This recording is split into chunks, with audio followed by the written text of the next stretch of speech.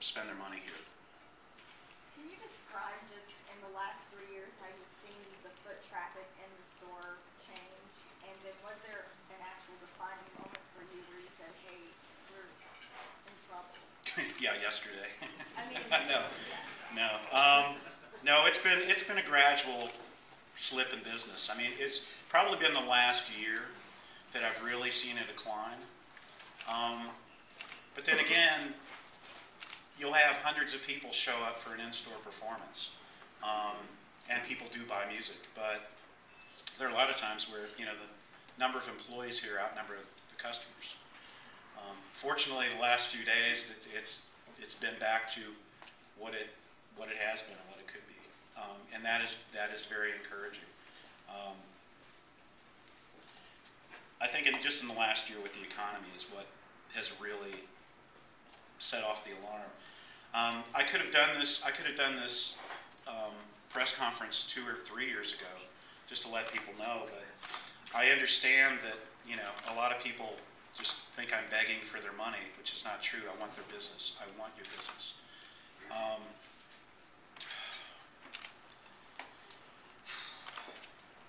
lost my train of thought. I'm sorry. John, I'm not a member of the press. On behalf of outlaw poets everywhere, which I am, but I grew up on a farm in West Kentucky in Ohio County where bluegrass was born. Yeah. In a musical family, distant cousins with the Everly Brothers. My mom and her dad sat on Billman Rowe's front porch and sang with them. I'm here to say thank you. And we're all in this together. And we're all going through hard times. I mean, I'm just back in Louisville, my favorite city on planet Earth, as much as I love New York and many other places. Amen. There's no place like this. There's no place like Louisville, and there's no store like your X-tacy Records. And on behalf of local artists, I'm going to say that I donated my books and CDs that I got here as a gift to your X-tacy. I appreciate that, Ron. I Ron. don't even have an income right now. I know. After teaching college for 20 years and traveling the world. But it's that important to me. So I just want to say thank you. Thank you. And 3 lines from a poem I wrote with His Holiness the Dalai Lama: never give up. Whether this store stays open or not, never give up. No matter what is going on around you, never give up. Thank you, Ron. Ron Whitehead.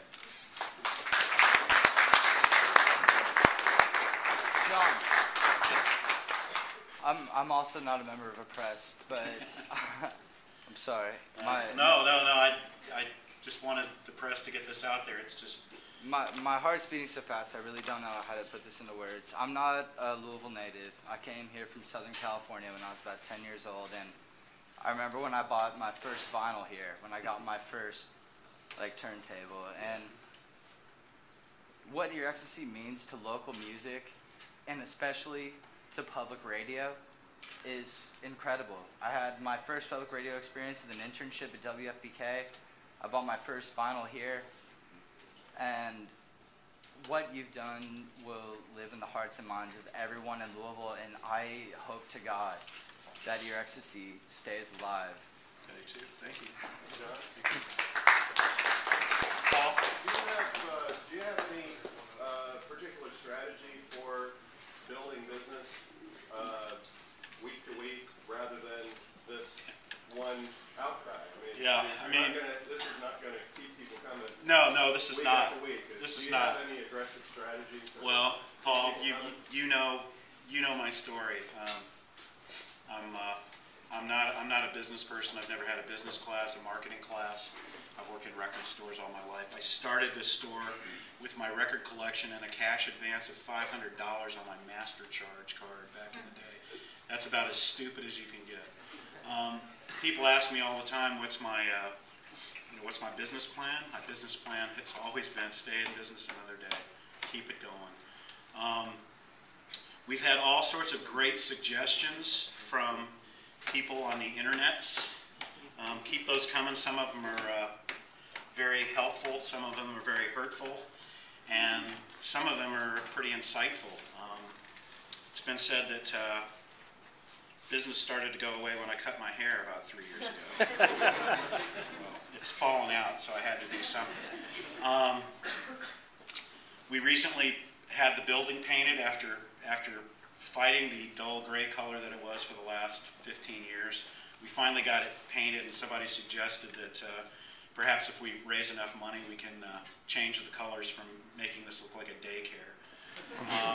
I think it looks more like a Mexican restaurant, but I'll tell you, painting, my manager and I chose this, yeah, it's actually her idea. Let's find some colors that are just going to make them go, what? And that's worked. But obviously somebody thinks, this is all because the color of the building, and that's not it. Paul, I'm going to take all these suggestions and ideas that people have, I can't give you free music. I can't pay the bills that way. I can't sell music at cost or below like a lot of box stores do, because this is what we do. We sell music. Yeah, we sell other things because we don't make much money on music to begin with, but I'm going to take a look at all the suggestions and ideas, and, I have always said that I listen to the customers as to what they want, and I think that's why the store has been around 24 years and hopefully 25. I'm going to listen to the customers, but I just felt that I owed them the message that, to know the situation as it is. And this business could go away in a few months, and I don't want that to happen, and I don't think that everybody wants us to go away. How long can you sustain at this rate? Seriously, I would, the easy thing to do would be to shut it down in 2 months. It's lost money the last 3 years. I honestly believe that it can survive. I mean, obviously it's got to change. If I have to downsize, I'll do it. But whatever it takes. I know when you started the store, is this what you envisioned, like the people from all walks of life? I mean, you might be somebody who's... When I started the store in '85, it was actually a Poplar Level Road at the Waterson Expressway in a 300 square foot space. It's now an entrance ramp to the Waterson Expressway. They put a ramp when they widened the Waterson. The first store on Bardstown Road was next to the Great Escape, which was about 800 square feet.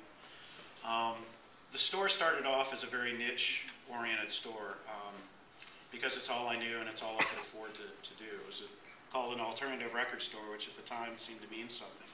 We were selling music that most stores did not carry, and we encouraged local musicians to come in and let us sell their cassettes and their 45s and their albums.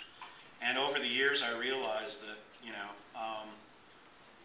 that musical universe is so huge and so untapped that there needed to be more of a venue for everybody that wants to buy music could come and shop.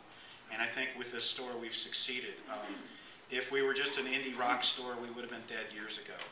If we only sold Barry Manilow records and, the top 50, we would have been dead years ago. I want this place to be a store where anybody who is into any type of music can come and find what they're looking for and hopefully discover something they didn't know existed.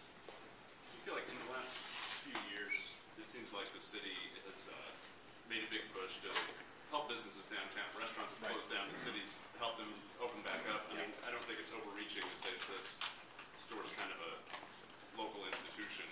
Is it a little frustrating that you haven't seen the city reach out to you, or have they? No, not really, but we've not asked, I have not asked for help from the city. I know that a lot of small businesses are frustrated with, money being channeled to out-of-town entities. As much as I don't like 4th Street Live, I do think that it has helped build the downtown life a little bit more. I wish they would include, or would have included, locally owned businesses, but they had approached me early on about licensing the name of X-tacy for a club. But they really didn't want locally owned businesses down there. And they may argue that, but I was told that.